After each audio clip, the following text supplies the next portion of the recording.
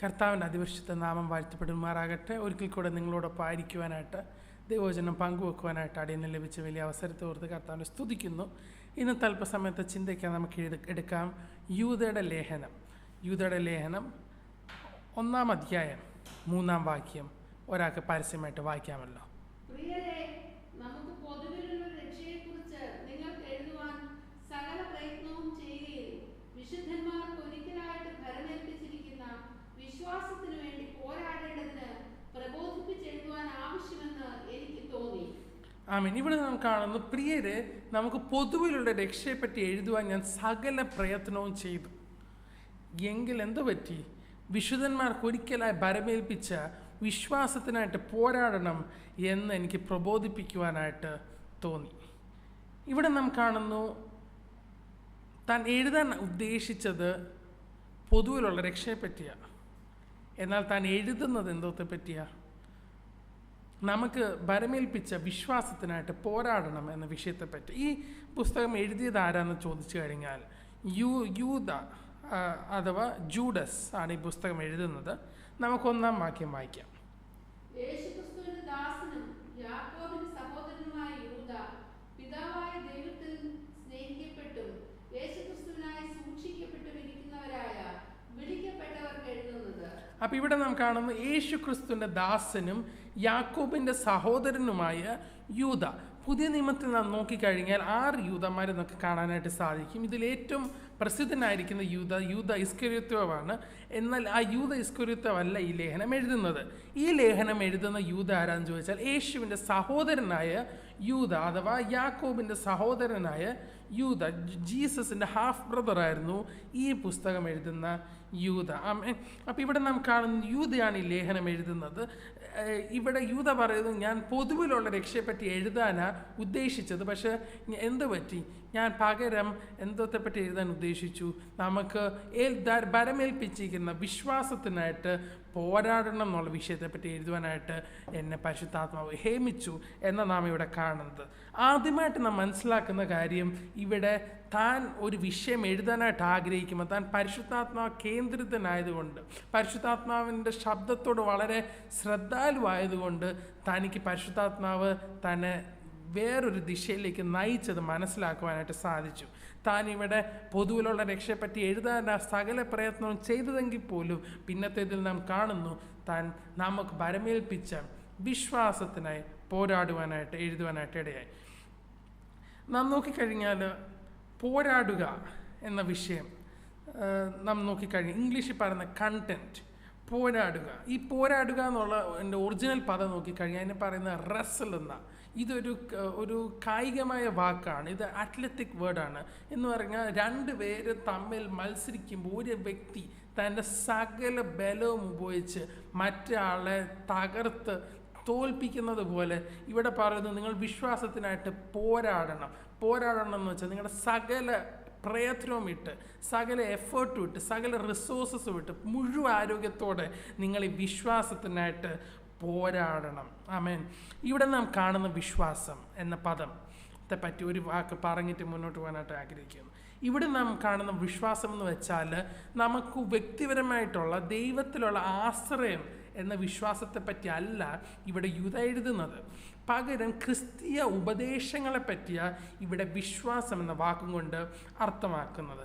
ഈ യൂദ തന്നെ ഈ വിശ്വാസത്തെ പറ്റി പിന്നത്തെ ഇതിൽ നാം നോക്കിക്കഴിഞ്ഞാൽ 21-ാം വാക്യത്തിൽ യൂദ ഇതിനെ 20-ാം വാക്യത്തിൽ യൂദ ഇതിനെ വിളിക്കുന്ന അതിവിശുദ്ധ വിശ്വാസം എന്ന. അപ്പം വിശ്വാസം അതിവിശുദ്ധമായത് എങ്ങനെ? ഇത് ദൈവത്തിൽ നിന്ന് നൽകപ്പെട്ട വിശ്വാസമാണ്. അപ്പം ഇവിടെ നാം കാണുന്നു, ഈ വിശ്വാസം ഉദ്ദേശിച്ചിരിക്കുന്നത് ക്രിസ്തീയ ഉപദേശങ്ങളെ പറ്റിയാണ് ഈ വിശ്വാസം ഉദ്ദേശിക്കുന്നത്. നമുക്ക് ദൈവത്തോടുള്ള വ്യക്തിപരമായ ആശ്രയത്തിൻ്റെ വിശ്വാസമല്ല, പകരം ക്രിസ്തീയ ഉപദേശത്തെയാണ് ഇവിടെ യൂദ വിശ്വാസമെന്ന് പറയുന്നത്. അപ്പോൾ ഇവിടെ യൂദ പറയുന്നത്, നാം വിശ്വാസത്തിനായിട്ട് പോരാടണം എന്ന് വെച്ചാൽ ദൈവം നമുക്ക് നൽകിയിരിക്കുന്ന ഉപദേശ സത്യങ്ങൾക്കായിട്ട് നാം ഓരോരുത്തരും പോരാടണം.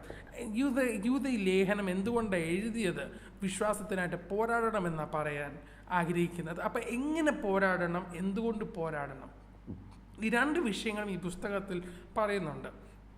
ആദ്യത്തെ ഭാഗം നാം നോക്കിക്കഴിഞ്ഞാൽ 18 വാക്യങ്ങൾ വരെ 19 വാക്യങ്ങൾ വരെ നാം നോക്കിക്കഴിഞ്ഞാൽ പറയുന്നത് എന്തുകൊണ്ട് പോരാടണം എന്നുള്ള വിഷയമാണ്. എന്നാൽ 20-ാം വാക്യം മുതൽ താഴോട്ട് നാം നോക്കിക്കഴിഞ്ഞാൽ എങ്ങനെ പോരാടണം എന്നുള്ള വിഷയം. അപ്പോൾ ആദ്യമായിട്ട് നമുക്ക് നോക്കാം എന്തുകൊണ്ട് പോരാടണം എന്നുള്ള സെക്ഷൻ നോക്കിക്കഴിഞ്ഞ് നമുക്ക് എങ്ങനെ പോരാടണം എന്നുള്ളത് നമുക്ക് ഒന്നിച്ച് ചിന്തിക്കാം. അപ്പോൾ യൂദ ഈ ലേഖനം എഴുതാൻ കാരണം എന്തുവാ നമുക്ക് വായിക്കാം. 4-ാം വാക്യം.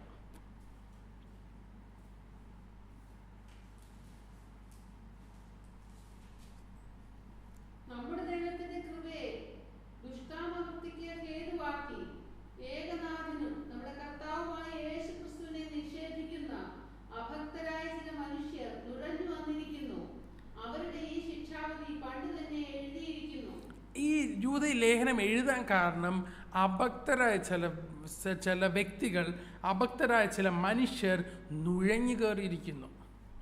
അപ്പോൾ യൂദ വളരെ അർജൻറ്റായിട്ട് എഴുതുന്ന ഒരു ലേഖനമാണ് ഇത്. യൂദയുടെ ലേഖനം വളരെ ക്വിക്കായിട്ട്, വളരെ കൺസൈസായിട്ട്, താൻ വളരെ ഒരു അർജൻറ്റ് ലെറ്ററായിട്ട് സഭയ്ക്ക്, അന്ത്യകാലത്തെ സഭയ്ക്കായിട്ട് എഴുതുക. നിങ്ങൾ ഈ കാര്യം വളരെ വേഗം അറിഞ്ഞിരിക്കണം എന്നുള്ള ഉദ്ദേശത്തോടെ എഴുതുക. എന്തുവാ എഴുതുന്നത്? നിങ്ങൾ വിശ്വാസത്തിനായിട്ട് പോരാടണം. എന്തുകൊണ്ട് ഈ വിഷയം എഴുതുന്നത്? കാരണം അഭക്തരായ ചില വ്യക്തികൾ സഭയ്ക്കകത്ത് നുഴഞ്ഞ് കയറിയിരിക്കുന്നു. ഇംഗ്ലീഷിൽ പറയുന്നത് they have secretly slipped in, they have secretly crept in എന്ന് വെച്ചാൽ ഒരു ചെറിയ കതവിൻ്റെ ചെറിയ ഭാഗത്തിലൂടെ നുഴഞ്ഞു കയറിയിരിക്കുന്ന ഒരു അർത്ഥമായിട്ട് ഇവിടെ നാം കാണുന്നത്. അതുപോലെ നാം കാണുന്നു അഭക്തരായ ചില മനുഷ്യർ നുഴഞ്ഞു കയറിയിരിക്കുന്നു. ഇംഗ്ലീഷിൽ പറയുന്നത് they have crept in unnoticingly. ഇപ്പം ഇതിൽ ഏറ്റവും വലിയ ഡേഞ്ചർ എന്ന് പറഞ്ഞാൽ, ഏറ്റവും വലിയ അപകടം എന്ന് പറഞ്ഞാൽ ഇവരാരും ഒരു ദുരുപദേഷ്ടാവിൻ്റെ ഒരു ചിഹ്നം പിടിച്ചുകൊണ്ടല്ല സഭയിൽ വരുന്നത്. ഇവർ നെറ്റിയിൽ ഞാനൊരു ദുരുപദേഷ്ടാവാണെന്ന് പറഞ്ഞുകൊണ്ടല്ല അവർ സഭയ്ക്കകത്ത് വരുന്നത്. പകരം അവർ വളരെ തന്ത്രപൂർവം, വളരെ നമുക്ക് കണ്ടു കഴിഞ്ഞാൽ എല്ലാം കൊണ്ട് മതിപ്പ് തോന്നുന്ന രീതിയിൽ ഇവർ സഭയ്ക്കകത്ത് കയറുന്നത്. പക്ഷെ നുഴഞ്ഞു കയറുന്നത് എന്തുകൊണ്ടാണ്? ഇവർ ഈ ദുരുപദേശം പരത്താനായിട്ട് ഇവർ നുഴഞ്ഞു കയറുന്നത്. ഇവരുടെ ഉപദേശം കണ്ടു കഴിഞ്ഞാൽ വളരെ വചനപരമായിട്ട് നമുക്ക് തോന്നും, എങ്കിലും ഇത് ദൈവിക ഉപദേശ പ്രമാണങ്ങൾക്ക് വിപരീതമായിട്ടിരിക്കുന്നു. അപ്പം ഇവിടെ നാം കാണുന്നു ഇവരുടെ വിപരീതമായ ഉപദേശം എന്തുവാ? അതിനെപ്പറ്റി നമുക്ക് നോക്കാം. എന്നാൽ യേശുദൻ ഇവരെ പറ്റി പറയുന്നത് ഇവർ ചെന്നായ്ക്കള, പക്ഷെ ഇവർ കുഞ്ഞാടുകളുടെ വേഷം ധരിച്ചുകൊണ്ട് വരും. They are wolves in sheep's clothing. ഇവരെ പറ്റി പറയുന്നത് ഇവർ അഭക്തരായ വ്യക്തികളാണ്. എന്തുകൊണ്ട് ഇവർ അഭക്തരായ? 2 പ്രധാന കാരണം. ഒന്ന്, ഇവർ ദൈവത്തിൻ്റെ കൃപയെ ദുഷ്കാമവൃത്തിക്ക് ഹേതുവാക്കുന്നു. അഥവാ ദൈവത്തിൻ്റെ കൃപയെ ദുഷ്കാമവൃത്തിക്ക് ഹേതുവാക്കുന്നു എന്ന് വെച്ചാൽ they are using the grace of God as a license to sin. പാപം ചെയ്യാനായിട്ടുള്ളൊരു ഒരു അവകാശമായിട്ട് അവർ ദൈവത്തിൻ്റെ കൃപയെ ഉപയോഗിക്കുന്നു. ഇവർ ഒരു ന്യായവിധി ദിവസം വരുന്നുവെന്നോ, ദൈവം ഈ ലോകത്തെ ന്യായം വിധിക്കാനായിട്ട് വരുന്നുവെന്നോ വിഷയം പോലും മറന്ന് അവർ ദുഷ്കാമവൃത്തിക്ക് ദൈവത്തിൻ്റെ കൃപയെ ഹേതുവാക്കുന്നു. രണ്ടാമതായി നാം കാണുന്ന കാര്യം എന്ന് വെച്ചാൽ ഇവരെ പറ്റി രണ്ടാമതായിട്ട് പറയുന്ന കാര്യം നമ്മുടെ ഏകനാഥനായ ഈ കർത്താവായ യേശു ക്രിസ്തുവിനെ നിഷേധിക്കുന്നു. അപ്പം നാം കാണുന്നു ദൈവത്തിൻ്റെ കർത്തൃത്വത്തെ അവർ നിഷേധിക്കുന്നു. They deny the lordship of Christ. ഇവരെ പറ്റി പറയുന്നത് എന്തുവാ? ഇവരെ പറ്റി പറയുന്നത് അവരുടെ ഈ ശിക്ഷാവിധി പണ്ട് തന്നെ എഴുതിയിരിക്കുന്നു. അതിനുശേഷം നാം കാണുന്നു, നമ്മൾ 4 വരെയുള്ള വാക്യങ്ങളെ ചിന്തിച്ച് മുന്നോട്ട് നാം നോക്കിക്കഴിഞ്ഞാൽ 5, 6, 7 വാക്യങ്ങളിൽ യൂദ പഴയ നിയമത്തിൽ ദൈവം അഭക്തരായ വ്യക്തികളെ എങ്ങനെ ശിക്ഷ വിധിച്ചു എന്നത് ചൂണ്ടിക്കാണിച്ചുകൊണ്ട് നമ്മളോട് ഇടപെടുകയാണ്. ആദ്യമായിട്ട് നമുക്ക് വായിക്കാം 5-ാം വാക്യം.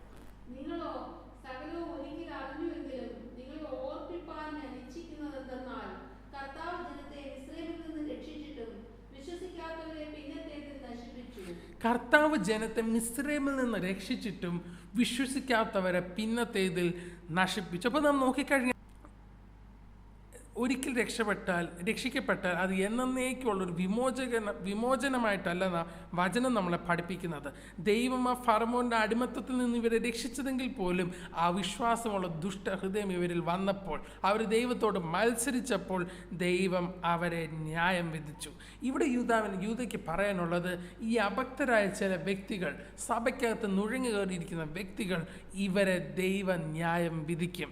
ദൈവം ഇസ്രായേൽ മക്കളെ ന്യായം വിധിച്ചുവെങ്കിൽ അഭക്തരായ വ്യക്തികളെ ദൈവം ന്യായം വിധിക്കും. അടുത്തതായിട്ട് യൂദ എടുക്കുന്ന ഉദാഹരണം നമുക്ക് വായിക്കാം. 6-ാം വാക്യം. തങ്ങളുടെ വാഴ്ച കാത്തുകൊള്ളാതെ സ്വന്തം വാസസ്ഥലം വിട്ടുപോയ ദൂതന്മാരെ മഹാദിവസത്തിന് വിധിക്കായി എന്നേക്കുമുള്ള ചങ്ങലയിട്ട് അന്ധകാരത്തിന് കീഴിൽ സൂക്ഷിച്ചിരിക്കുന്നു. ഇവിടെ നാം വായിക്കുന്നു, രണ്ടാമതായിട്ട് പറയുന്നത് വാഴ്ച കാക്കാത്ത ദൂതന്മാരെ പറ്റിയാണ്. അവരെ പറ്റി പറയുന്നത് അവരെ അന്ധകാരത്തിന് കീഴെ സൂക്ഷിച്ചിരിക്കുന്നു. ഇവിടെയും അതേ കാര്യം തന്നെ നാം ഇവിടെ കാണുന്നത്. ദൈവം തൻ്റെ വിശുദ്ധ ദൂതന്മാരെ വെറുതെ വിട്ടില്ല എങ്കിൽ, തങ്ങളുടെ വാഴ്ച കാക്കാത്ത ദൂതന്മാരെ വെറുതെ വിട്ടില്ല എങ്കിൽ ഈ ദുരുപദേഷ്ടാക്കന്മാരെയും ദൈവം വെറുതെ വിടുകയില്ല. ദൈവത്തിൻ്റെ ന്യായവിധി അവരുടെ മേൽ വരും. ദൈവത്തിൻ്റെ ന്യായവിധി അവരുടെ മേൽ വരും. അവരെ ദൈവം ശിക്ഷ വിധിക്കും എന്ന ഇവിടെ യൂദ നമ്മളെ പറഞ്ഞ് മനസ്സിലാക്കുന്നത്. അപ്പം 5-ാം വാക്യത്തിൽ നാം കണ്ടു, മിസ്രൈമിൽ നിന്ന് ദൈവം തൻ്റെ മക്കളെ വിടുവിച്ചിട്ടും പിന്നത്തേതിൽ അവർ പട്ടുപോയി. ഇവിടെ നാം കാണുന്നു, വാഴ്ച കാക്കാത്ത തൻ്റെ വിശുദ്ധ ദൂതന്മാരും അവരെയും ദൈവം ശിക്ഷ വിധിച്ചു. 3-ാമതായിട്ട് യൂദ പറയുന്ന ഉദ്ധരണി നമുക്ക് വായിക്കാം. 7-ാം വാക്യം. അതുപോലെ സോദോമും ഗൊമോറയും ചുറ്റുമുള്ള പട്ടണങ്ങൾക്കും അവർക്കും സമമായി ദുർനട ആചരിച്ച് അന്യജനം മോഹിച്ചു നടന്നതിനാൽ നിത്യാഗ്നിയുടെ ശിക്ഷാവിധി സഹിച്ചുകൊണ്ട് ദൃഷ്ടാന്തമായി കിടക്കുന്നു. ഇവിടെ നാം കാണുന്നു, സോദോം ഗൊമോറയെ നമുക്ക് ദൃഷ്ടാന്തമായി കിടക്കുന്നു. അവരെന്തു ചെയ്തു? അവർ ദൈവ വഴിയിൽ നിന്ന് അകന്നു പോയപ്പോൾ, അവർ തെറ്റായ മാർഗത്തിലേക്ക് പോയപ്പോൾ, അന്യജഡം മോഹിച്ച് നടന്നപ്പോൾ ദൈവത്തിൻ്റെ കോപം അവരുടെ മേളിൽ വന്നു. നിത്യ അഗ്നിയാൽ ദൈവം അവരെയും ശിക്ഷ വിധിച്ചു. ഇവിടെ യൂദ പറയുന്ന ഒരു കാര്യമുണ്ട്, ഒരു ശിക്ഷാവിധിയുടെ ദിവസം വരുന്നുണ്ട്. അന്ന് ഈ അഭക്തരായ വ്യക്തികളെ ദൈവം ശിക്ഷ വിധിക്കും. ആമേൻ, ഹല്ലേലൂയ.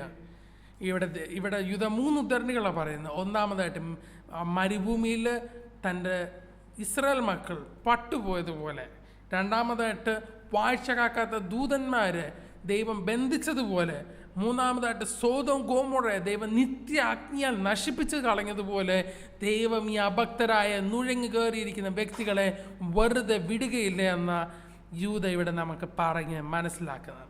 നമുക്ക് മുന്നോട്ട് വായിക്കാം. 8-ാം വാക്യം. അങ്ങനെ തന്നെ ഇവരും എന്ന് വെച്ചാൽ, അങ്ങനെ തന്നെ എന്ന് ഉദ്ദേശിച്ച എന്തുവാ? ആ മിസ്രൈമിൽ നിന്ന് രക്ഷപ്പെട്ട ഇസ്രായേൽ മക്കളെ പോലെ, വാഴ്ച കാക്കാത്ത ദൂതന്മാരെ പോലെ, ദൈവഹിതമല്ലാതെ നടന്ന സോദോം ഗോമോറയെ പോലെ, അങ്ങനെ തന്നെ ഇവരും. മുന്നോട്ട് വായിക്കാം.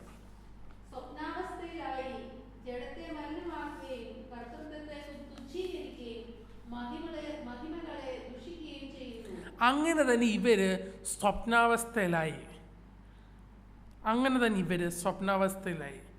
ഇവിടെ ഇംഗ്ലീഷിൽ പറയുന്നത് they fell into filthy dreams.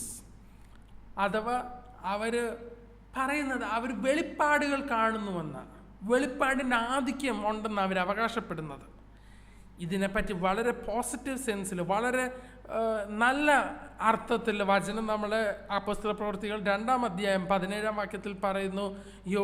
യോവേൽ പ്രവാചകൻ പറഞ്ഞത് പത്രോസ് പിന്നത്തേത് ഉദ്ധരിച്ച് പറയുന്നുണ്ട്, അന്ത്യകാലത്ത് ഞാൻ എൻ്റെ ആത്മാവിനെ സകല ജഡത്തിന്മേൽ പകരും, നിങ്ങളുടെ പുത്രന്മാരും പുത്രിമാരും പ്രവചിക്കും, വൃദ്ധന്മാർ ദർശനങ്ങളെ കാണും. ഇവിടെ നാം നോക്കിക്കഴിഞ്ഞാൽ വെളിപ്പാടിനെ വളരെ പോസിറ്റീവ് സെൻസിൽ യോവേൽ പ്രവാചകൻ പറഞ്ഞത് പത്രോസ് ഏറ്റു പറയുന്നുവെങ്കിൽ പോലും ഇവിടെ വളരെ നെഗറ്റീവ് സെൻസിലാണ് നാം ഇവിടെ കാണുന്നത്. ഇവിടെ നാം നോക്കിക്കഴിഞ്ഞാൽ അവർ ദൈവവചനത്തെക്കാട്ടും അധികാരമെടുക്കുന്നത് അവർ കണ്ട സ്വപ്നങ്ങളെ പറ്റിയാണ്. അവർ കണ്ട വെളിപ്പാടില്ല അവരുടെ അധികാരം മുഴുവൻ കിടക്കുന്നത്. ഇവരെ പറ്റി പറയുന്നത് ഇവർ ചില പാപങ്ങളിൽ ഏർപ്പെടുന്നു. എന്തുവാ പാപം? ഒന്ന്, അവർ ജഡത്തെ മലിനമാക്കുന്നു. ജഡത്തെ മലിനമാക്കുന്ന പാപങ്ങളിൽ അവർ വീണു പോകുന്നു. 4-ാം വാക്യത്തിൽ നാം കണ്ടതുപോലെ അവർ ദൈവത്തിൻ്റെ കൃപയെ ദുഷ്കാമവൃത്തിക്ക് ഹേതുവാക്കുന്നു. രണ്ടാമതായിട്ട് ഇവരെ പറ്റി പറയുന്നത് കർത്തൃത്വത്തെ നിഷേധിക്കുന്നു. ദേ ഡിസ്പൈസ് ഡൊമീനിയൻ. അവർ ദൈവം അവരുടെ മുകളിൽ വെച്ചിരിക്കുന്ന ദൈവദാസന്മാരെയോ ദൈവസഭയെയോ നേതൃത്വത്തെയോ കവിഞ്ഞ് അതിനപ്പുറം പോയിട്ടാ ഇവരുടെ കാര്യങ്ങളിൽ ഏർപ്പെടുന്നത്. അതുമാത്രമല്ല, നമ്മുടെ ഏകനാഥനായ യേശുവിൻ്റെയും കർത്തൃത്വത്തെ അവർ നിഷേധിക്കുന്നു. ഇവരെ പറ്റി ഇംഗ്ലീഷിൽ പറയുന്നത് ദേ ആർ ഇൻസബോർഡിനേറ്റ്. അവരാർക്കും കീഴടങ്ങത്തില്ല. ഇതിൻ്റെ കാരണം എന്തോന്ന് ചോദിച്ചു കഴിഞ്ഞാൽ ഇവരുടെ വെളിപ്പാടിലാണ് ആശ്രയിക്കുന്നത്. ദൈവവചനത്തെക്കാളും ദൈവം വെച്ചിരിക്കുന്ന നേതൃത്വത്തെക്കാട്ടും അവരുടെ മീതെ വെച്ചിരിക്കുന്ന ദേവദാസന്മാരെക്കാട്ടും അവർ കണ്ട വെളിപ്പാടിൽ ഇവർ ആശ്രയിക്കുന്നത്. മൂന്നാമതായിട്ട് നാം കാണുന്നു മഹിമകളെ ദുഷിക്കുന്നു. നാം നോക്കിക്കഴിഞ്ഞാൽ 8-ാം വാക്യത്തിൻ്റെയും കൂടെ പശ്ചാത്തലത്തിൽ നിന്ന് നോക്കിക്കഴിഞ്ഞാൽ നാം മനസ്സിലാക്കുന്നത് ഇവിടെ മഹിമകൾ എന്ന് ഉദ്ദേശിക്കുന്നത് ദൂതന്മാരെയാണ്. അപ്പം ദൈവം നമുക്ക് ഈവിൾ സ്പിരിറ്റ്സിനെ അഥവാ ഈവിൾ ഏഞ്ചൽസിനെ ശാസിക്കാനുള്ള അധികാരം തന്നിട്ടുണ്ട് പരിശുദ്ധാത്മാവിൻ്റെ പ്രേരണയില്ല. എന്നാൽ ഇവർ ചെയ്യുന്നതെന്ന് വെച്ചാൽ അവർ ആളുകളുടെ മുൻപിൽ ഒരു അംഗീകാരം ലഭിക്കുവാനായിട്ട്, ആളുകളുടെ മുമ്പിൽ ശക്തരാണെന്ന് തെളിയിക്കുവാനായിട്ട് ഇവർ മഹിമകളെ ദുഷിക്കുന്നു. നമുക്ക് 9-ാം വാക്യം വായിക്കാം. എന്നാൽ പ്രധാനദൂതനായ മിഖായേൽ മോശയുടെ ശരീരത്തെക്കുറിച്ച് പിശാചിനോട് തർക്കിച്ച് വാദിക്കുമ്പോൾ ഒരു ദൂഷണവിധി ഉച്ചരിക്കാൻ തുനിയാതെ കർത്താവ് നിന്നെ ഭർഷിക്കട്ടെ എന്ന് പറഞ്ഞതേ ഉള്ളൂ. നാം ഇവിടെ കാണുന്ന പ്രധാന ദൂതനായ മീഖായേൽ പോലും മോശയുടെ ശരീരത്തെക്കുറിച്ച് പിശാചിനോട് തർക്കിച്ചപ്പോൾ ദൈവം കർത്താവ് നിന്നെ ഫൽസിക്കട്ടെ എന്ന് പറഞ്ഞതേ ഉള്ളൂ. പ്രധാന ദൂതനായ മീഖായേൽ പോലും അത്രമേ പറഞ്ഞുള്ളൂ. എന്നാൽ ഈ വ്യക്തികൾ, ഈ നുഴഞ്ഞു കയറിയിരിക്കുന്ന വ്യക്തികൾ, അവരുടെ വെളിപ്പാടിൽ ആശ്രയിച്ച് മഹിമകളെ ദുഷിക്കുന്നു. ഇവരെ പറ്റി പറയുന്നത് ഇവരോ 10-ാം വാക്യം നമുക്ക് വായിക്കാം. ഇവരോ തങ്ങൾ അറിയാത്തതെല്ലാം ദുഷിക്കുന്നു, ബുദ്ധിയില്ലാത്ത മൃഗങ്ങളെ പോലെ സ്വാഭാവികമായി ഗ്രഹിക്കുന്നവയാലൊക്കെയും തങ്ങളെ തന്നെ വഷളാക്കുന്നു. ഇവരോ തങ്ങൾ അറിയാത്തതിനെല്ലാം ദുഷിക്കുന്നു. They speak evil of everything they don't know about. ഇവിടെ നാം കാണുന്നത്, ആദ്യമായിട്ട് നാം കാണുന്നു അവരറിയാത്തതിനെയൊക്കെ ദൂഷിക്കുന്നു. They speak evil of everything they don't know about. അടുത്ത ഭാഗം പറയുന്നത് they live by instinct just like animals. അവരുടെ സ്വാഭാവികമായി ഗ്രഹിക്കാവുന്ന രീതിയിൽ അവർ ചിന്തിക്കുന്നുള്ളൂ. അവർ പരിശുദ്ധാത്മാവിൻ്റെ പ്രേരണയിലല്ല ഫലിക്കുന്നതോ ശാസിക്കുന്നത്. അവരുടെ ഇൻസ്റ്റിങ്ക്റ്റിൽ നിന്നുകൊണ്ടാണ് ഇവർ ഫലിക്കുന്നതും ശാസിക്കുന്നതും മഹിമകളെ ദുഷിക്കുകയും ചെയ്യുന്നത്. 11-ാം വാക്യം നമുക്ക് വായിക്കാം. അവരാര് 8, 9, 10 വാക്യങ്ങളിൽ പറഞ്ഞിരിക്കുന്ന സഭയ്ക്കകത്ത് നുഴഞ്ഞു കയറിയിരിക്കുന്ന വ്യക്തികളെ പറ്റി പറയുക.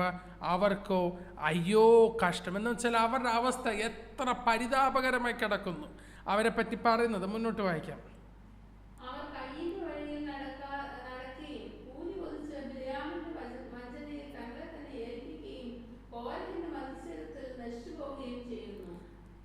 അവർ കൈനിൻ്റെ വഴിയിൽ നടക്കുന്നു. നമുക്കറിയാം കൈൻ ഒരു റിലീജിയസ് പേഴ്സൺ ആയിരുന്നു. കൈൻ ഒരു മതപരമായ വ്യക്തിയായിരുന്നു. എന്നാൽ വചനം പറയുന്നത് ദൈവം കൈനിലോ അവൻ്റെ യാഗത്തിലോ പ്രസാദിച്ചില്ല. ദൈവം ആബേലിലും അവൻ്റെ യാഗത്തിലും പ്രസാദിച്ചു. എബ്രായ ലേഖനം 11-ാം അധ്യായം 4-ാം വാക്യം നാം നോക്കിക്കഴിഞ്ഞാൽ ആബേലിനെ പറ്റി പറയുന്നത് താൻ വിശ്വാസത്തോടെ അർപ്പിച്ചതുകൊണ്ടാണ് ദൈവം തൻ്റെ യാഗത്തെ സ്വീകരിച്ചത്. എന്നാൽ നാം കാണുന്നു കൈൻ ആബേലിനെ കൊന്നുകളയുവാനായിട്ട് മടിച്ചില്ല. ഇവരെപ്പറ്റി പറയുന്നത് they are immoral, they are insubordinate, they are irreverent. അവരെപ്പറ്റി യൂദയ്ക്ക് പറയാനുള്ളത് അവർക്ക് നല്ല ഒരു അന്ത്യമല്ല. ദൈവം കൈനെ തൻ്റെ സന്നിധിയിൽ നിന്ന് ദൂരെയാക്കിയതുപോലെ ഇവരെയും ദൈവം തൻ്റെ സന്നിധിയിൽ നിന്ന് ദൂരെയാക്കും. അടുത്തതായിട്ട് നാം കാണുന്നു, ആദ്യമായിട്ട് നാം വായിക്കുന്നു കൈനിൻ്റെ വഴിയിൽ നടക്കുന്നു. അടുത്ത ഭാഗം വായിക്കാം. ബിലാമിൻ്റെ വഞ്ചനയിൽ തങ്ങളെ തന്നെ ഏൽപ്പിക്കുകയും ബിലാമിൻ്റെ വഞ്ചനയിൽ തങ്ങളെ താൻ ഏൽപ്പിക്കുകയും ചെയ്യുന്നു. അപ്പം ഇവര് കൂലി കൊതിയന്മാരാണ്. ഈ സഭയ്ക്കകത്ത് നുഴഞ്ഞു കയറിയിരിക്കുന്ന വ്യക്തികൾ കൂലി കൊതിയന്മാരാണ്. അവരെപ്പോഴും നോക്കുന്നത് എങ്ങനെ പ്രസംഗിച്ചാൽ, എങ്ങനെ ഇടപെട്ടാൽ കൂടുതൽ കൂലി ലഭിക്കുമെന്നാണ്. എന്നാൽ വളരെ പരിതാപകരമായ കാര്യമെന്ന് വെച്ചാൽ സഭകൾ തന്നെ ഇവരെ കൂലി കൊടുത്ത് ക്ഷണിക്കുന്നു. ഈ ദുരുപദേഷ്ടാക്കന്മാരെ കൂലി കൊടുത്ത് ക്ഷണിക്കുന്നു. നാം നോക്കിക്കഴിഞ്ഞാൽ ബിലാമിനെ ദൈവം പലവട്ടം ഇസ്രായേലിനെ ശാസിക്കുന്നതിന് മുമ്പ് വോൺ ചെയ്തതാണ്. എന്നാൽ ബിലാം കൂലിക്കൊതിയനായതുകൊണ്ട് തനിക്ക് ആ കൂലിയെ നിഷേധിക്കുവാനായിട്ട് കഴിഞ്ഞില്ല. നല്ലൊരു ദേവദാസനെ പറ്റി നാം വായിക്കുന്നത്, നല്ലൊരു ദേവദാസൻ്റെ ക്വാളിറ്റീസിനെ പറ്റി ദൈവവചനം പറയുന്നത് എന്തുവാണെന്നൂടെ നമുക്ക് നോക്കാം. 1 തിമോത്തിയോസ് 3-ാം അധ്യായം 4-ാം വാക്യം. പൈസയോടുള്ള ബന്ധത്തിൽ ഒരു ദൈവദാസൻ അഥവാ ഒരു ദൈവവൃത്തൻ എങ്ങനെ ആയിരിക്കണം എന്ന വചനം പറയുന്നത് 1 തിമോത്തിയോസ് 3-ാം അധ്യായം 4-ാം വാക്യം.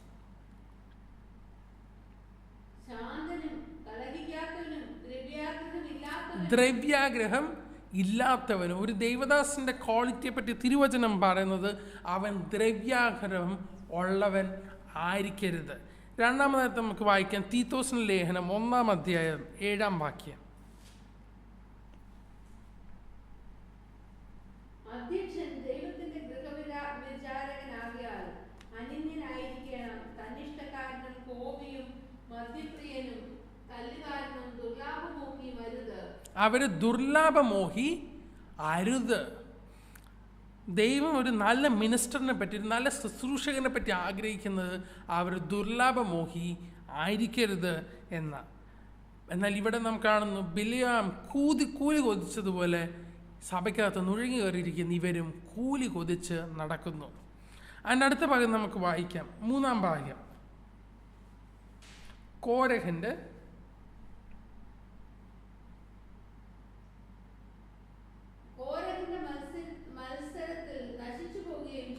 കോരഹിൻ്റെ മത്സരത്തിൽ നശിച്ചു പോവുകയും ചെയ്യുന്നു. നമുക്കറിയാം, പഴയ നിയമത്തിൽ നാം നോക്കിക്കഴിഞ്ഞാൽ സംഖ്യാപുസ്തകം 16-ാം അധ്യായത്തിൽ നിന്ന് യൂദ ഇതെടുക്കുന്നത്. 16-ാം അധ്യായം നാം നോക്കിക്കഴിഞ്ഞാൽ കോരഹും ദാതാമും അബിരാമും ഒരു സംഘം കൂടി അവർ വലിയൊരു കൂട്ടത്തെ 250ഓളം വ്യക്തികളെ അവരോടൊപ്പം ആക്കി ദൈവം നിയമിച്ച ദൈവദാസന്മാർക്കെതിരെ പോരാടി. അഹറോനും മോശയ്ക്കുമെതിരെ പോരാടി. പക്ഷെ എന്തു പറ്റി? നാം വചനം വായിച്ചു കഴിഞ്ഞാൽ മനസ്സിലാക്കുന്നത് ഭൂമി പിളർന്ന് ഇവരെ ഭൂമി ദഹിപ്പിച്ചതായിട്ട് നമുക്ക് മനസ്സിലാക്കുവാനായിട്ട് സാധിക്കുന്നത്. അതുമാത്രമല്ല, ഇവരോടൊപ്പം നിന്ന 250 വ്യക്തികളെയും ദൈവം വെറുതെ വിട്ടില്ല. ഇവർ കോരഹനെ പോലെ നശിക്കുന്നവരായിരിക്കും. കോരഹിൻ്റെ മത്സരത്താൽ നശിച്ചു പോവുകയും ചെയ്യുന്നു. നമുക്ക് മുന്നോട്ട് വായിക്കാം. ഇവരുടെ നേച്ചറിനെ പറ്റിയ ഈ ദുരുപദേഷ്ടാക്കന്മാരെ എങ്ങനെ നാം മനസ്സിലാക്കണം എന്നുള്ളതിന് അവരുടെ നേച്ചറിനെ പറ്റിയ 12ഉം 13ഉം വാക്യങ്ങൾ പറയും. നമുക്ക് 12-ാം വാക്യം വായിക്കാം. അവർ തങ്ങളുടെ സ്നേഹസദ്യയിൽ മറഞ്ഞു കിടക്കുന്ന പാറകൾ. സ്നേഹസദ്യ എന്ന് വെച്ചാൽ നമുക്ക് മനസ്സിലാക്കാൻ കർത്താവിൻ്റെ മേശ അഥവാ സഭ ഒന്നിച്ചു വരുമ്പോൾ പങ്കിടുന്ന സ്നേഹസദ്യയായിട്ട് നമുക്ക് മനസ്സിലാക്കാം. ഇവരെ പറ്റി പറയുന്ന ഇവർ നിങ്ങളുടെ സ്നേഹസദ്യയിൽ മറഞ്ഞിരിക്കുന്ന പാറകൾ. ഇതിൻ്റെ പശ്ചാത്തലം നാം നോക്കിക്കഴിഞ്ഞാൽ ഒരു കപ്പൽ വരുമ്പോൾ മറഞ്ഞിരിക്കുന്ന പാറകൾ അതിന് വളരെ ഹാനി വരുത്തും. ആ കപ്പൽ ഉടമ അഥവാ അതിൻ്റെ ക്യാപ്റ്റൻ അറിയത്തില്ല അതിൻ്റെ കീഴെ മറിഞ്ഞിരിക്കുന്ന ഒരു പാറയുണ്ടെന്ന്. ഈ മറിഞ്ഞിരിക്കുന്ന പാറ കപ്പൽ ഛേദം വരുത്തുവാനായിട്ട് ഇടയാക്കും. ഇവിടെ തിരുവചനം പറയുന്നു, ഈ വ്യക്തികൾ മറിഞ്ഞിരിക്കുന്ന പാറകളാണ്. അവർ നിങ്ങളുടെ വിശ്വാസ കപ്പൽ ഛേദം വരുത്തും. ഇവർ നിങ്ങളുടെ വിശ്വാസത്തെ കപ്പൽ ഛേദം വരുത്തും. അതുകൊണ്ട് നിങ്ങൾ അവരെ സൂക്ഷിക്കണമെന്ന ദൈവവചനം നമ്മളെ പ്രബോധിപ്പിക്കുന്നു. അപ്പോൾ നമുക്ക് മുന്നോട്ട് വായിക്കാം. ഇവർ നിങ്ങളുടെ സ്നേഹസദ്യയിൽ മറിഞ്ഞു കിടക്കുന്ന പാറകൾ.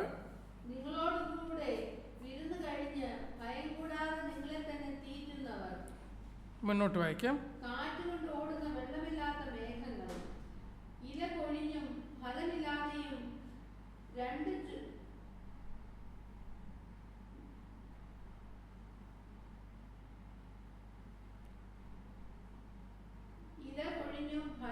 ഫലമില്ലാതെയും രണ്ടൊരു ചത്ത് വേറിട്ടും ഇല പൊഴിഞ്ഞും ഫലമില്ലാതെയും രണ്ടൊരു ചത്തും വേറിട്ടും പോയ വൃക്ഷങ്ങൾ. ആമേൻ. മുന്നോട്ട് വായിക്കാം. തങ്ങളുടെ നാണക്കേട് നുരച്ചു കൊള്ളുന്ന കൊടിയ കടൽത്തിരകൾ, സദാകാലത്തേക്കും അന്ധതമസ് സൂക്ഷിച്ചു വെച്ചിരിക്കുന്ന വക്രഗതിയുള്ള നക്ഷത്രങ്ങൾ തന്നെ. ആമേൻ. ഇവര് ഇടയന്മാരെ പോലെ പെരുമാറും, പക്ഷെ അവരുടെ വ്യക്തിപരമായ കാര്യം മാത്രമേ നോക്കത്തുള്ളൂ. അവരുടെ സ്വാർത്ഥ ഇഷ്ടങ്ങൾ മാത്രമേ നോക്കത്തുള്ളൂ. അവരുടെ ദ്രവ്യത്തിനുള്ള ആഗ്രഹം മാത്രമേ അവർ പൂരിപ്പിക്കുവാനായിട്ട് ശ്രമിക്കത്തുള്ളൂ. ഇവരെ പറ്റി ഇവർ പെരുമാറുന്നത് വളരെ മെച്യൂറായിട്ടാണ് ഇവർ പെരുമാറുന്നത്. സ്നേഹസദ്യകളിൽ അവർ വളരെ മെച്യൂറായിട്ട് പെരുമാറുന്നത്, പക്ഷെ അവർ മനുഷ്യരെ വഞ്ചിക്കുന്നു. ഇവരെ പറ്റി പറയുന്നൊരു കാര്യമുണ്ടെങ്കിൽ, കാറ്റുകൊണ്ട് ഓടുന്ന വെള്ളമില്ലാത്ത മേഘങ്ങൾ. ഒരു കൃഷിക്കാരനെ സംബന്ധിച്ച് നോക്കിയാൽ താൻ മേഘം കാണുമ്പോൾ വളരെ വളരെ സന്തോഷിക്കും, വളരെ പ്രത്യാശ നിറഞ്ഞവനായി തീരും. കാരണം നല്ല മഴ കിട്ടും, തൻ്റെ വൃക്ഷങ്ങൾ നന്നായിട്ട് വളരുമെന്ന പ്രത്യാശയോടെ അതിരിക്കുന്ന. ഇവിടെ പറയുന്നത് കാറ്റുകൊണ്ട് ഓടുന്ന വെള്ളമില്ലാത്ത മേഘങ്ങൾ എന്ന് വെച്ചാൽ they give a false hope to people. അവരുടെ വെളിപ്പാടുകൾ കൊണ്ടും അവരുടെ ശുശ്രൂഷകൾ കൊണ്ടും മനുഷ്യർക്ക് ഒരു തെറ്റായ ഒരു പ്രത്യാശ നൽകി കൊടുക്കുന്നതാ ഇവർ ചെയ്യുന്ന കാര്യം. But none of it materialises. ഇവരെ പറ്റി പറയുന്നത് മുന്നോട്ട് വായിക്കാം.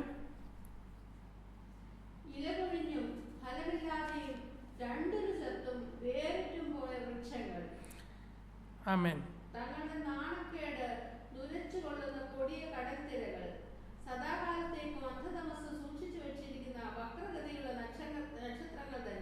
ഇല കൊഴിഞ്ഞും ഫലമില്ലാതെയും രണ്ടൊരു ചത്ത് വേരറ്റുപോയ വൃക്ഷങ്ങൾ. They are like trees in the autumn that are doubly dead, for they bear no fruit and have been pulled up by the roots.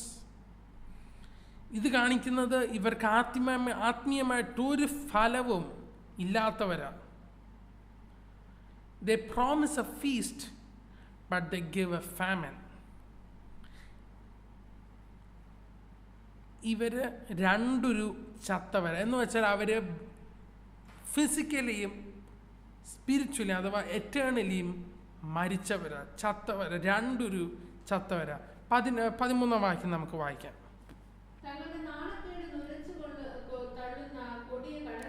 തങ്ങളുടെ നാണക്കേട് നുരച്ചു തള്ളുന്ന കൊടിയ കടൽ തിരകൾ എന്ന് വെച്ചാൽ അവർ കൊടിയ കടൽ തിരകളാണ്. വളരെ ശബ്ദ കോലാഹലങ്ങളൊക്കെ ഉണ്ടാക്കി, വളരെ ബഹളം വെച്ച്, വളരെ ആൾക്കാരുടെ ശ്രദ്ധയെ ആകർഷിക്കുന്ന രീതിയിൽ ഇവർ പറയുന്നത്.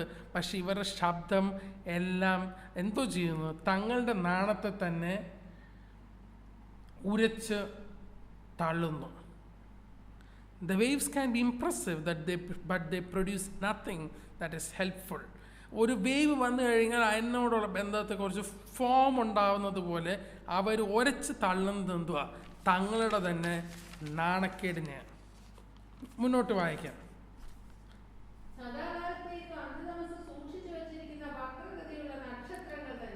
സദാകാലത്തും അന്ധതമസിൽ സൂക്ഷിച്ചു വച്ചിരിക്കുന്ന വക്രതയുള്ള നക്ഷത്രങ്ങൾ തന്നെ.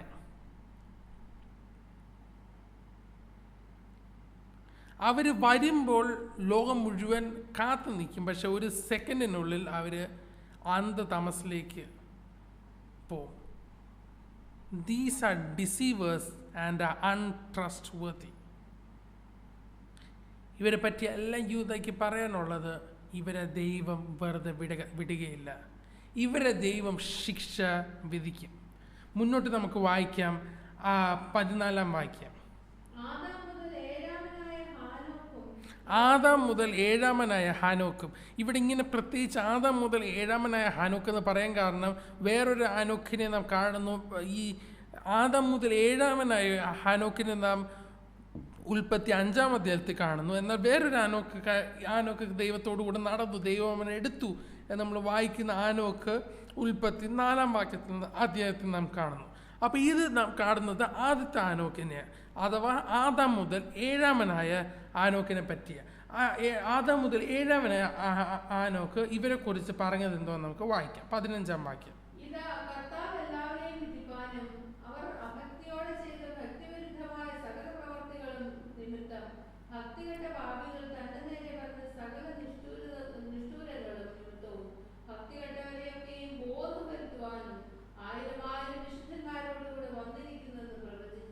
ഇവിടെ 3 പ്രധാന കാര്യങ്ങളാണ് ഹാനോക്ക് പറയുന്നത്.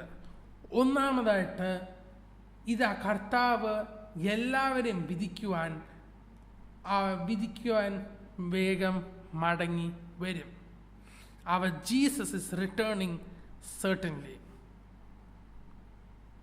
നാം നോക്കിക്കഴിഞ്ഞാൽ 2 പത്രോസ് 3-ാം അധ്യായം 1 മുതൽ 10 വരെയുള്ള വാക്യങ്ങൾ നാം പരിശോധിച്ചു കഴിഞ്ഞാൽ ഈ ദൂരദേഷ്ടാക്കന്മാർ കർത്താവിൻ്റെ 2ാം വരവിനെ പോലെ നിഷേധിക്കുന്നവർ, കളിയാക്കുന്നവരായിരുന്നു. എന്നാൽ ഹാനോക്ക് ഇവിടെ പ്രവചിക്കുന്നു കർത്താവ് കൃത്യമായി സ്പഷ്ടമായി 2ാമതായി മടങ്ങി വരും.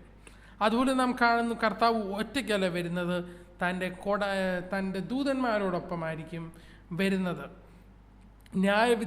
ന്യായം വിധിക്കുന്നതിൽ അവർക്ക് ഒരു പങ്കുണ്ടാവും. അതുമാത്രമല്ല, നാം കാണുന്നു സകല അഭക്തന്മാരെയും, അവർ സകല അഭക്തമായ പ്രവൃത്തികളെയും, അവർ സകല അഭക്തമായ സംസാരത്തെയും ദൈവം ന്യായം വിധിക്കുന്ന ദിവസം വരും. God will execute judgment upon all. ദൈവം സകലരെയും ന്യായം വിധിക്കും. അപ്പം നാം ഇവിടെ നോക്കിക്കഴിഞ്ഞാൽ 16-ാം വാക്യം നമുക്ക് വായിക്കാം.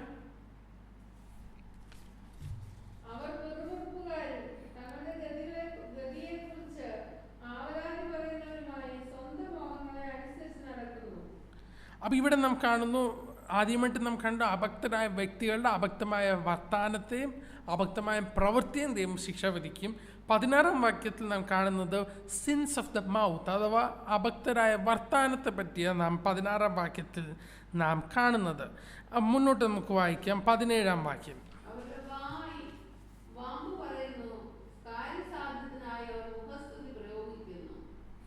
അവരുടെ വായ് വമ്പ് പറയുന്നു, കാര്യസാധ്യത്തിനായി അവർ മുഖസ്തുതി പറയുന്നു. മുന്നോട്ട് വായിക്കാം. 17-ാം വാക്യം.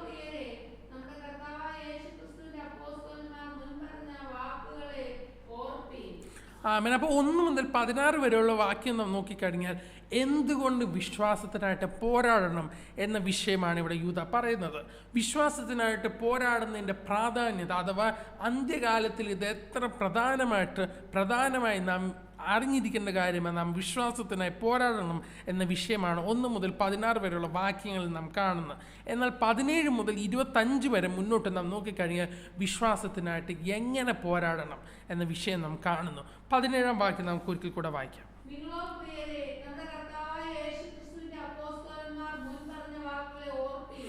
ആദ്യമായിട്ട് നാം ചെയ്യേണ്ടത് നമ്മുടെ അപ്പോസ്തലന്മാർ മുൻ പറഞ്ഞ വാക്കുകളെ ഓർക്കണം.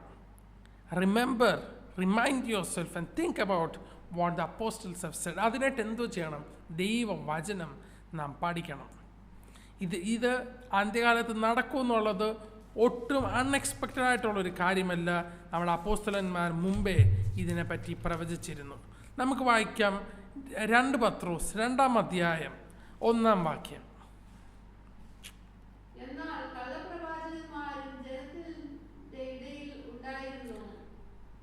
കള്ളപ്രവാചകന്മാർ ജനത്തിൻ്റെ ഇടയിൽ ഉണ്ടായിരുന്നു, അങ്ങനെ തന്നെ നിങ്ങളുടെ ഇടയിലും ദുരുപദേഷ്ടാക്കന്മാരുണ്ടാകും. 2 പത്രോസിൽ പത്രോസ് പറയുന്നു അങ്ങനെ തന്നെ ദുരുപദേഷ്ടാക്കന്മാർ നിങ്ങളുടെ ഇടയിൽ ഉണ്ടാകും. എന്നാൽ ഇവിടെ യൂദ പറയുന്നു അങ്ങനെയുള്ളവർ ഓൾറെഡി ഉണ്ടായി കഴിഞ്ഞു. പക്ഷെ നിങ്ങളെന്തോ ചെയ്യണം? അപ്പോസ്തലന്മാർ പറഞ്ഞ കാര്യങ്ങൾ ഓർക്കണം. ഇവർ പറഞ്ഞ കാര്യങ്ങൾ ഓർക്കണം. This is not something unexpected. This is expected in the end times. ഇവരെ പറ്റി പറയുന്നത് ഇവർ പരിഹാസികൾ. 18-ാം വാക്യം നമുക്ക് വായിക്കാം.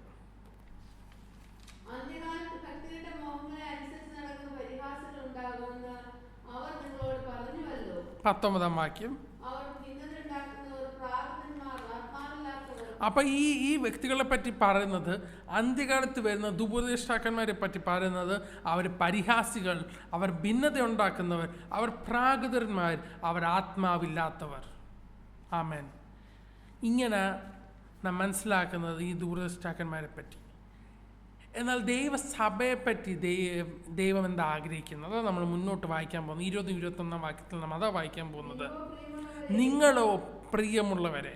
നാം നോക്കിക്കഴിഞ്ഞാൽ ഈ ലേഖനത്തിൽ ഉടനീളം 1 മുതലുള്ള വാക്യങ്ങൾ നാം നോക്കിക്കഴിഞ്ഞാൽ അഭക്തരായ ചില വ്യക്തികൾ നുഴഞ്ഞു കയറിയിരിക്കുന്നു. അവരുടെ ശിക്ഷാവധി മുൻപേ ദൈവം എഴുതി വെച്ചിരിക്കുന്നു എന്ന് യൂദ വളരെ റഫ് ആൻഡ് ടഫായിട്ട് ഇവരോട് ഇടപെടുക. എന്നാൽ ഇവിടെ പറയുന്നു നിങ്ങളോ പ്രിയമുള്ളവരെ. ആമേൻ. ദൈവസഭയെ നോക്കി, ദൈവത്തിൻ്റെ വ്യക്തികളെ നോക്കി യൂദ പറയുക നിങ്ങളോ പ്രിയമുള്ളവരെ. വായിക്കാം 20 വാക്യം. നിങ്ങളുടെ അതിവിശുദ്ധ വിശ്വാസത്തെ ആധാരമാക്കി നിങ്ങൾക്ക് തന്നെ ആത്മീയ വർധനവ് വരുത്തി. അപ്പോൾ ആദ്യത്തെ കാര്യം നാം കാണുന്നു, നിങ്ങളുടെ അതിവിശുദ്ധ വിശ്വാസത്തെ ആധാരമാക്കി നിങ്ങൾക്ക് തന്നെ ആത്മീയ വർധനവ് വരുത്തി. ഇവിടെ ആധാരമാക്കി നിങ്ങൾക്ക് തന്നെ ആത്മീയ വർധനവ് വരുത്തി. ഇംഗ്ലീഷിൽ പറയുന്ന build yourself on the most holy faith. ഇതിൻ്റെ മൂലപദം നാം നോക്കിക്കഴിഞ്ഞാൽ ഉള്ള ഒരു കാര്യത്തിന് മുകളിൽ പണിയുന്നതാ ഇവിടെ യൂദ പറയുന്നത്. അപ്പം നമുക്ക് ദൈവം നമ്മളൊക്കെ പഠിപ്പിച്ച ക്രിസ്തീയ ഉപദേശങ്ങൾ, അഥവാ നാം സൺഡേ സ്കൂളിലും വിവിധ സഭായോഗങ്ങളിലും നമ്മുടെ ദൈവദാസന്മാരിലൂടെ നാം പഠിച്ച ക്രിസ്തീയ ഉപദേശങ്ങൾ ഇതിൻ്റെ മുകളിലോട്ട് നാം പണിതുകൊണ്ടിരിക്കണം. ഇതിൻ്റെ മുകളിലോട്ട് നാം എങ്ങനെ പണിയും? ദൈവവചനം പഠിച്ചുകൊണ്ട് നാം പണിയും. നിങ്ങളുടെ അതിവിശുദ്ധ വിശ്വാസത്തെ ആധാരമാക്കി നിങ്ങളെ തന്നെ പണിയണം. ഈ അതിവിശുദ്ധ വിശ്വാസം എന്നിവിടെ പറയുന്നത് ആമേൻ 3 വാക്യത്തിൽ നാം വായിച്ച അതേ വിശ്വാസം എന്ന് വെച്ചാൽ objective faith in Christian doctrines. അപ്പോൾ ആദ്യത്തെ കാര്യം പറയുന്നത് എങ്ങനെ വിശ്വാസത്തിനായിട്ട് പോരാടണം. ആദ്യത്തെ കാര്യം പറയുന്നത് നിങ്ങളുടെ അതിവിശുദ്ധ വിശ്വാസത്തെ ആധാരമാക്കി നിങ്ങൾക്ക് തന്നെ ആത്മീയ വർധനവ് വരുത്തണം. രണ്ടാമത്തെ കാര്യം നമുക്ക് വായിക്കാം. പരിശുദ്ധാത്മാവിൽ പ്രാർത്ഥിച്ചും. പൗലോസ് 1 കൊരിന്ത്യർ 14 അധ്യായം 14-15 വാക്യങ്ങളിൽ ഇങ്ങനെ പറയുന്നു, ഞാൻ ആത്മാവിൽ അന്യഭാഷകളിൽ പ്രാർത്ഥിക്കുമ്പോൾ എൻ്റെ ആത്മാവ് പ്രാർത്ഥിക്കുന്നു. അപ്പോൾ ഇവിടെ നാം കാണുന്ന അന്യഭാഷകളിലെ പ്രാർത്ഥന അഥവാ ആത്മാവിലെ പ്രാർത്ഥന നമ്മുടെ വിശ്വാസത്തെ വളർത്തുവാനായിട്ട് അഥവാ വിശ്വാസത്തിനായിട്ട് പോരാടുവാനായിട്ട് നമ്മളെ സഹായിക്കുന്നു. അന്യഭാഷകളിലെ പ്രാർത്ഥന നമുക്ക് തന്നെ ആത്മീയ വർധനവ് വരുത്തുന്നുവെന്നും തിരുവചനം നമ്മളെ പഠിപ്പിക്കുന്നുവല്ലോ. അപ്പോൾ 2 പ്രധാന കാര്യം നാം നോക്കി. ഒന്ന്, നിങ്ങളുടെ അതിവിശുദ്ധ വിശ്വാസത്തെ ആധാരമാക്കി നിങ്ങൾക്ക് തന്നെ ആത്മീയ വർധനവ് വരുത്തണം. 2, പരിശുദ്ധാത്മാവിൽ പ്രാർത്ഥിക്കണം. മൂന്നാമത്തെ കാര്യം നമുക്ക് വായിക്കാം. 21 വാക്യം. നമ്മുടെ കർത്താവായ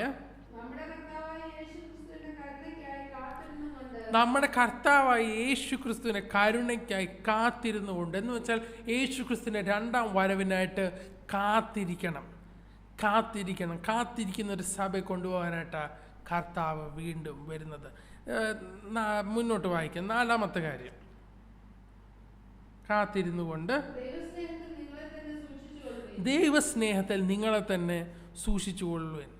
വെളിപ്പാട് പുസ്തകം 2-ാം അധ്യായം 4-ാം വാക്യത്തിൽ നാം വായിക്കുന്നു, നിങ്ങളുടെ ആദ്യ സ്നേഹം നഷ്ടപ്പെട്ടു എന്നൊരു കുറവ് നിങ്ങളെപ്പറ്റി പറയുവാനുണ്ട്. ദൈവം നമുക്ക് രക്ഷിക്കപ്പെട്ട നാളിൽ നൽകിയ ദൈവസ്നേഹത്തിൽ തന്നെ നാം ഉറച്ചു നിൽക്കുന്നുണ്ടോ? ആ ദൈവസ്നേഹത്തിൽ തന്നെ നമ്മളെ തന്നെ സൂക്ഷിക്കുന്നുണ്ടോ എന്ന് നമുക്ക് നമ്മളെ തന്നെ പരിശോധിക്കാം.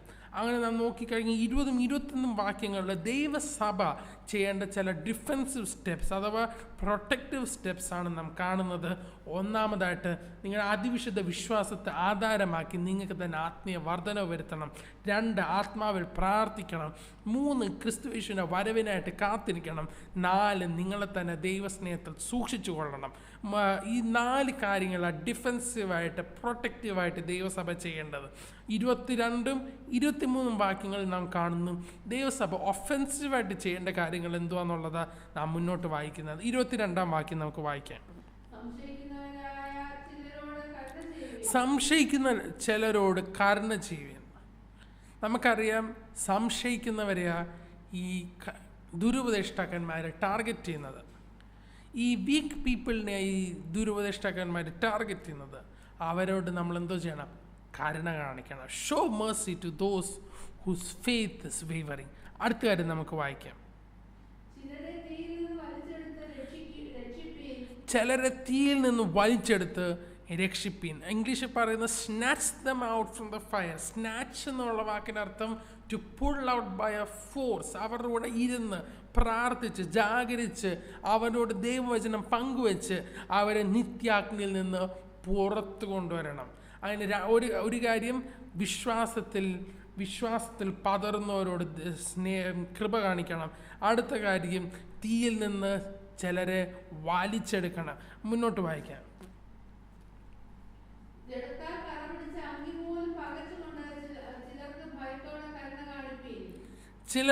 ചിലർക്ക് ഭയത്തോടെ കരുണ കാണിപ്പീൻ. Show mercy to still others but do so with great caution. ഇവരെന്ന് വെച്ചാൽ ഈ ദുരുപദേശത്തിൽ വീണുപോയ വ്യക്തികൾ, ഈ ദുരുപദേഷ്ടാക്കന്മാരുടെ ദുരുപദേശത്തിൽ വീണുപോയ വ്യക്തികൾ, അവരോടും ദൈവവചനം പറയുന്നത് കരുണ കാണിപ്പീൻ. എന്നാൽ എങ്ങനെ കാണിക്കണം? നാം എങ്ങനെ കാണിക്കേണ്ടത് നമുക്ക് വായിക്കാം. അല്ല 23-ാം വാക്യം തന്നെ.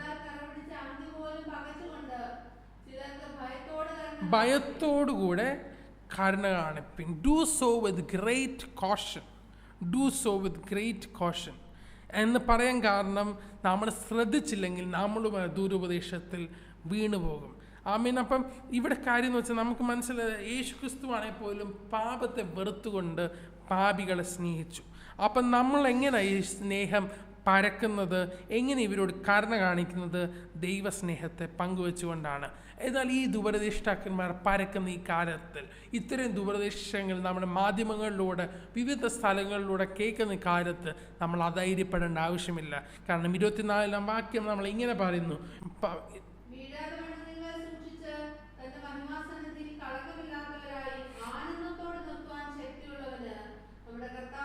വീഴാതെ വണ്ണം നിങ്ങളെ സൂക്ഷിച്ച് തന്റെ മഹിമ സന്നിധിയിൽ കളങ്കമില്ലാത്തവരായി ആനന്ദത്തോടെ നിർത്തുവാൻ ശക്തിയുള്ളവന്. നമ്മളെ വീഴാതെ സൂക്ഷിക്കുവാനായിട്ട് കഴിയുന്ന ഒരു ദൈവമുണ്ട്. അവർ God is able to keep us from falling. അവർ God is able to keep us from falling. ആരെ ദൈവം വീഴാതെ വണ്ണം സൂക്ഷിക്കുന്നത്? തൻ്റെ സ്നേഹത്തിൽ മുറുകെ നിൽക്കുന്നവരോട്. 21-ാം വാക്യത്തിൽ നാം വായിച്ചതുപോലെ ദൈവസ്നേഹത്തിൽ തങ്ങളെ തന്നെ സൂക്ഷിക്കുന്നവരെ ദൈവം വീഴാതെ വണ്ണം സൂക്ഷിക്കുവാനായിട്ട് ശക്തനാണ്. ആമേൻ. ഈ വചനങ്ങളാൽ ദൈവം നിങ്ങൾ ഓരോരുത്തരെ അനുഗ്രഹിക്കുമാറാകട്ടെ. വീഴാതെ വണ്ണം തൻ്റെ മഹിമ സന്നിധിയിൽ ദൈവം നമ്മൾ ഓരോരുത്തരെ നിർത്തുമാറാകട്ടെ. ഈ ദുരുപദേഷ്ടാക്കന്മാരെതിരെ നമുക്ക് ശക്തമായിട്ട് നിലനിൽക്കാം. സത്യത്തിനായിട്ട് നമുക്ക് നമ്മളെ തന്നെ ഉറപ്പിച്ച് നിൽക്കാം. ആമേൻ. വിശ്വാസത്തിൽ പതർന്നവരോട് നമുക്ക് കരുണ കാണിക്കാം. നമുക്ക് ചിലരെ തീയിൽ നിന്ന് വലിച്ചെടുക്കാം. ചിലർക്ക് വളരെ ഭയത്തോടു കൂടാണെങ്കിലും അവരോടും കരുണ കാണിക്കാം. അതുപോലെ നാം കണ്ട കാര്യം, നമ്മുടെ അതിവിശുദ്ധ വിശ്വാസത്തെ നമുക്ക് പണിയാം. ആത്മാവിൽ പ്രാർത്ഥിക്കാം. കർത്താവിൻ്റെ വരവിനായിട്ട് ഒരുങ്ങാം. ദൈവസ്നേഹത്തിൽ തന്നെ നമ്മളെ തന്നെ സൂക്ഷിക്കാം. ഈ വചനങ്ങളാൽ ദൈവം നിങ്ങളെ അനുഗ്രഹിക്കുമാറാകട്ടെ. God bless you.